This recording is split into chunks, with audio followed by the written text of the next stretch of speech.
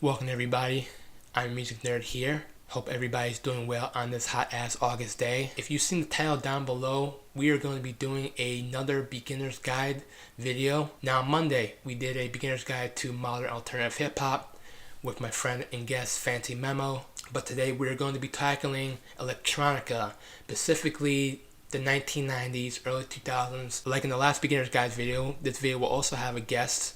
Kirawasadiver is going to be helping me out. She's going to be recommending some albums. I'm going to be recommending some albums to people that want to get into this genre. Check out her channel. She talks about vinyl, books, she does album reactions. Her content is really dope. I'm going to leave the link to her channel down there in the description. We also did a collab video on her channel. We ranked our top 10 favorite Radiohead songs. So if you want to check that as well, the link is also going to be down in the description. If you enjoy the content on this channel, hit the like button, hit the subscribe button. Let's get into electronica music.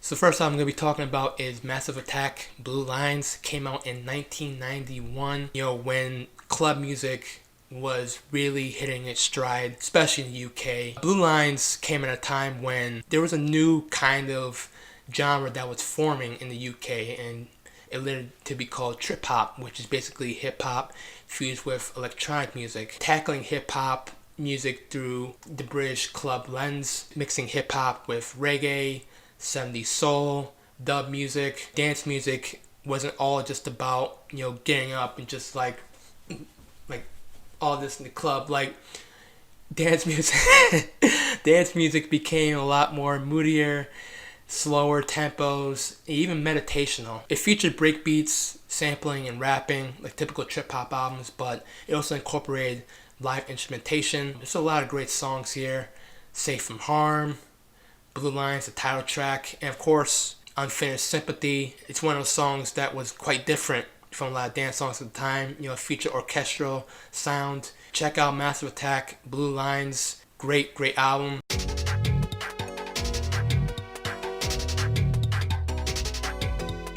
Aphex Twin, one of the most inventive musicians of all time, and especially of the 1990s and of electronic music in the 1990s. He loves his ambient and techno music, and he is one of the fathers of intelligent dance music. You may recognize him for his crazy, haunting smile that is plastered on the front of many of these albums. And while Aphex Twin has several records that should be checked out by any electronica music fan, such as his 1992 debut of Selected Ambient Works, 1985 to 1992, I would personally pick I Care Because You Do from 1995, which began the motif of the image of the face on his cover. Definitely not Aphex Twin's easiest listen, but this album consists of the most hooking Aphex tracks that I've ever come across. That sparked my love for his music, so I can't not choose this album because I'm the one talking about the album, so I gotta pick my favorite. This album begins with Astrid Avid Jam Shred,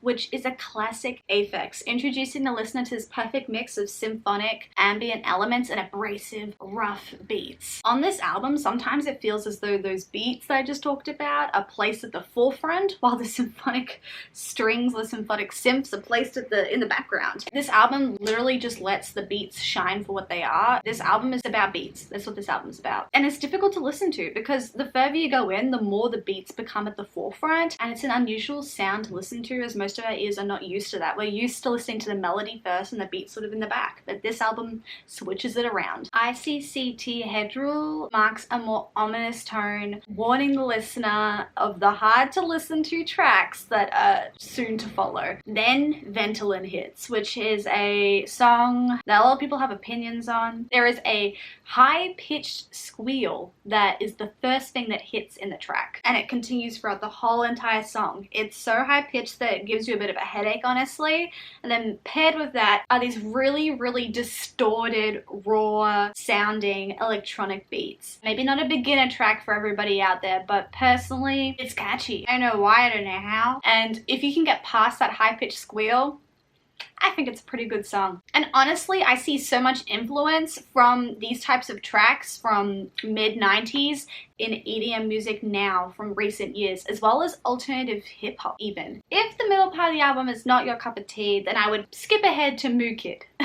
Moo Kid is definitely a more easy on the ear song, a very underrated song in my opinion from Aphex Twin. And from Moo Kid to Cowcut is a Twin, you'll find a trio of songs that are much easier on the ears. As long as you can get past Cowcut is a Twin's amazing drums. Alberto Basam is the middle song of this trio, and I honestly think this is the best Aphex Twin to ever exist. It is why I'm picking this album, because I think everyone needs to listen to this song. It's what hooked me into him. And it's a track that sends shivers down my spine every time I listen to it. It sounds strangely comforting and nostalgic in a way. And it's really interesting because it has some cool samples like a squeaky chair and Aphex cutting off his hair. It makes sense because Alberto Basam, it's named after one of Aphex's favorite shampoos.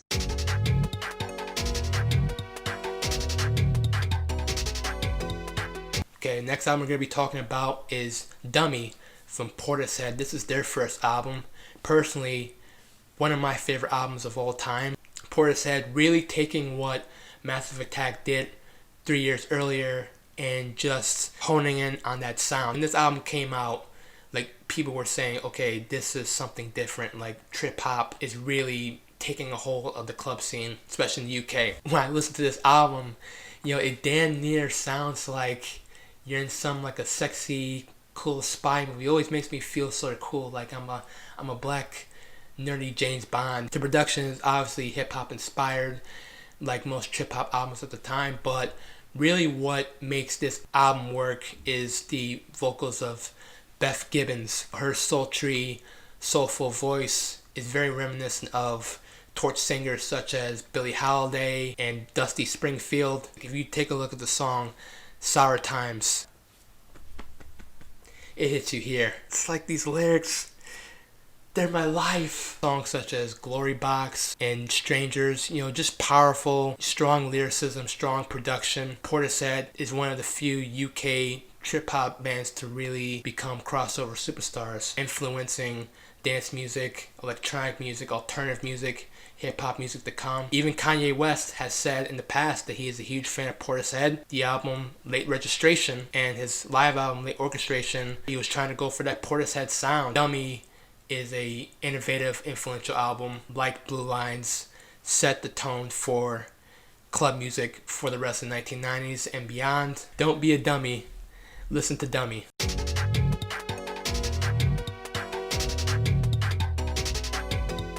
The French electronic music duo Daft Punk are one of my personal favorite electronica outfits to ever see the earth. I love them so much. Here we go. Should I throw my Daft Punk t-shirt on for this one? 1 second. Their debut album, Homework from 1997, is a great place to start with them. It's an album that the duo never actually intended to be an album, but one day they were like, wait, maybe this music's good enough for a proper release. And hindsight is really 2020 because here we are, and Daft Punk are now a electronica sensation across the world. Because what came from Homework was the beginning of something very special. Their first single, released in 1995, was Defunk. Relentless in the way it makes the listener move as the beat pummels on and on, a feeling that I've become very familiar with when listening to Daft Punk. It just leaves you wanting to move. From there, Around the World was released. A track that speaks for itself, honestly. Because if you haven't heard that song, you've truly been living under a rock for the last 20 years. Homework is a record that first introduces us to the beautiful world of Daft Punk, a duo that perfectly blends electronica with funk and with disco and even rock at some points. And while Discovery in 2001 provides superior melody, vocals, and overall album concept, I think that it's a total blast to visit where it all started on Homework and watch the genius unravel.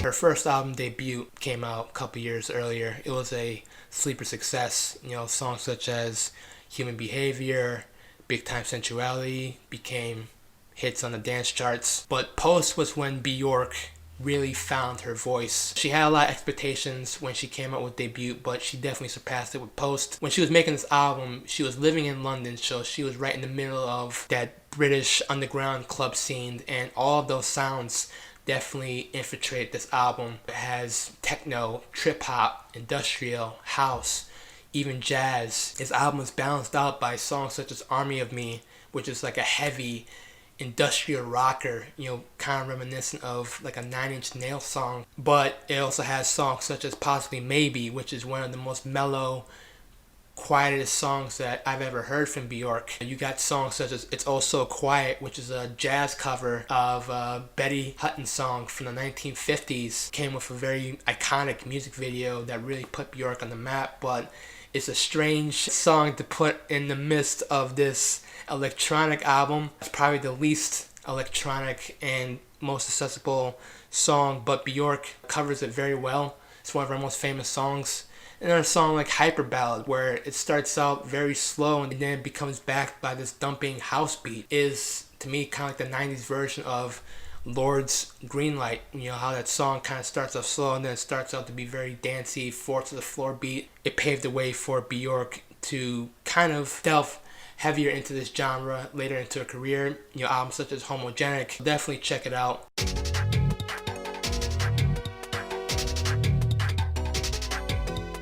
Fatboy Slim is our big beat god. Fatboy has so many instantly recognizable singles such as Rockefeller Skank, Right Here, Right Now, Praise You, and Weapon of Choice. And for a beginner's record from Fatboy, I would definitely pick his breakout second studio album called You've Come a Long Way, Baby from 1998, which includes 3 of the aforementioned singles and was built off an old Atari computer and a bunch of floppy disks. One of the definite big beat albums, You've Come a Long Way, Baby, is packed to the brim with imagination, twisting turns, and unforgettable hooks. Right Here, Right Now starts off the record with a spine-tingling fade of epic strings that just gets you in the mood of knowing that you're in for something really good. And then jumps into Rockefeller Skank, the track that put Fatboy on the map essentially, with the funk soul brother rap hook paired with the beautiful surf guitar. My favorite track would have to be Praise You, towards the end of the track list, which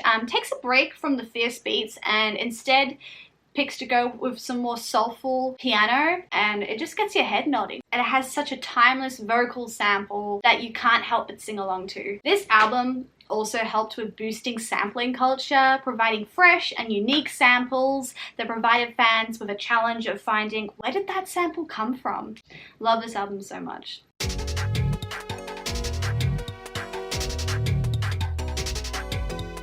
Dig Your Own Hole from the Chemical Brothers, probably one of the most iconic albums of this genre in the 1990s. This album was everywhere. You know how many fucking times I've heard Block Rockin' Beats when I was a kid? That song was everywhere. Fucking movie trailers, video game promos, oh my god. They came out with Exit Planet Dust, minor success, but Dig Your Own Hole was when Chemical Brothers really became warped into the mainstream. As I said, Block Rockin' Beats, it's a great song. It's a great way to open up this album. The way that they fuse hip-hop and electronic music in this song alone is just incredible. It really gets you pumped up. One of my favorite songs is, I think it's Piku or Pikachu. That song is great because it fuses psychedelic music with hip-hop break beats. This album features a lot of psychedelic rock influence. Look no further than the song Setting Sun, which features Oasis, Noel Gallagher. This song is kind of like a tribute to Revolver era Beatles. Dig Your Own Hole is probably one of the defining electronic music albums of all time.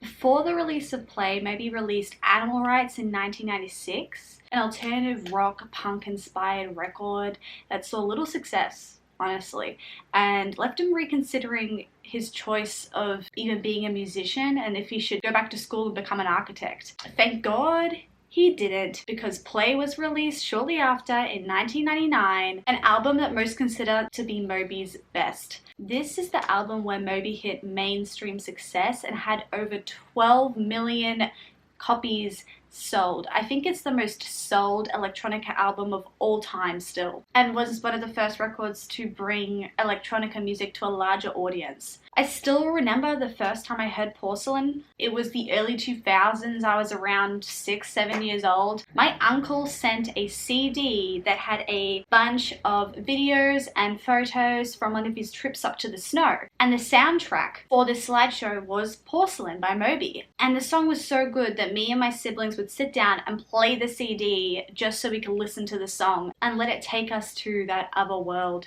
It was just it's such an amazing atmospheric song. It makes sense that the album sold so much. It has those instantly recognizable tracks like Porcelain and Why Does My Heart Feel So Bad? But it doesn't stop there, with 8 singles released from the album overall, with tracks like Honey and Find My Baby, where Moby provides those bangers that are just so catchy and just get into your brain. I randomly recently gave this album a re-listen, actually. Listening to the whole entire thing, there's a lot of tracks on the album, and honestly, I love nearly every song on this album. The album altogether just sounds so nice. Such an easy album to listen to. A really good beginner album for someone that hasn't listened to a lot of electronic music before. There are many quieter instrumental tracks towards the end of the album that I really started to pick up on and started to grow on me a lot more, such as Down Slow, which could easily fit into the likes of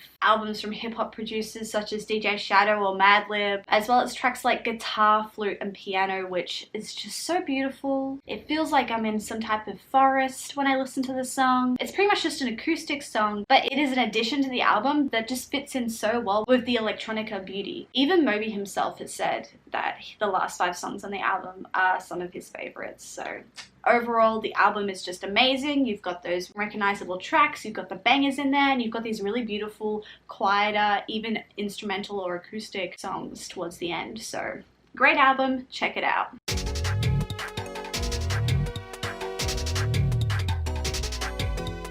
And last but not least, another one of my favorites, The Prodigy, The Fat of the Land. First of all, rest in peace to the legend Keith Flint. After the success of Music for the Jilted Generation, which came out a couple years earlier, they took it further with this album. They dropped some singles that really began to gain traction, not only in UK, but surprisingly in America.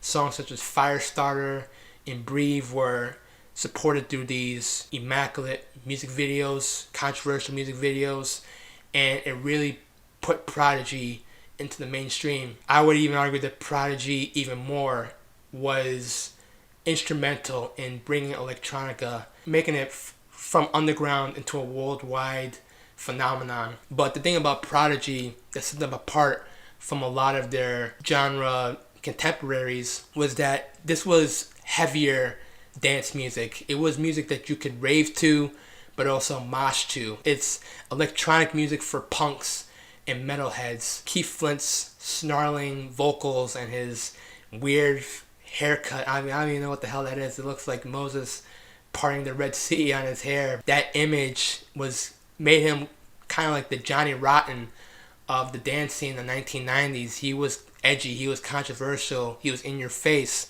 and that was supported by Liam Hewlett's incredible production. The songs here could be like a greatest hits collection.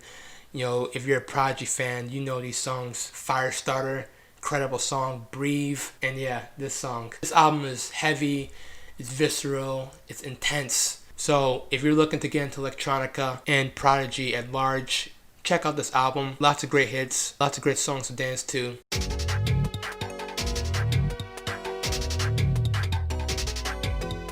My fellow Australians, the Avalanches, were formed right here in Melbourne in 1997, and they released their first and their best album called Since I Left You in 2000. The album became one of the best reviewed albums of the 2000s, and rightfully so in my opinion. This record is essentially an amazing example of the wonders of plunderphonics. Plunderphonics is a type of music where the artist just grabs a bunch of samples and altering them to create a new song. It's just a song created out of samples. And it is estimated that Since I Left You has over 3,500 vinyl samples across the album. It's insane. The title track kicks off this album to such a great place. It is so sunny. It is so fun. It is so feel good, the title track. This is a great starter track when it comes to the Avalanches. Each song from there molds one into the next. You can't really tell the difference between the songs. Some tracks are indistinguishable from each other. And this stylistic choice from the Avalanches really helps each song shine in a really weird way. You would think that it would mean that songs would get lost in the muddy waters, but it's not the case because they all just fit so well together. And so it just makes such a great album listening experience. The second track on the album starts off with a sample of a horse neighing, and from there you know that you're in for a weird treat, as it gives you that first glimpse into how weird and playful the Avalanches samples can be. The album gets very noisy, very loud, very dense, and there is no room to breathe in this album at some points, as one idea pops up as soon as the other one's finished. But once you let yourself go and just bop along to the music and enjoy it, it's such a fun, wild ride. The record's genius culminates on the track Frontier Psychiatrist towards the back end of this record. It's a fan favorite that kicks off with a loud neigh of a horse and ends with a "what the hell did I just listen to?" But the Avalanches literally succeeded in providing the most catchy film dialogue that I've ever had the pleasure of listening to. You're a nut. You're crazy in the coconut. Alright guys, and that's going to do it. Beginner's Guide to Electronica, specifically the 1990s, early 2000s. Leave a comment below. I'm curious to know which of these albums kind of tickle your fancy. Maybe there's other albums in this period that maybe you would recommend. Yeah, huge thank you to Kirawasadiver. Like, comment, and subscribe. More great content's coming on the way. I love each and every one of you. And until next time, peace.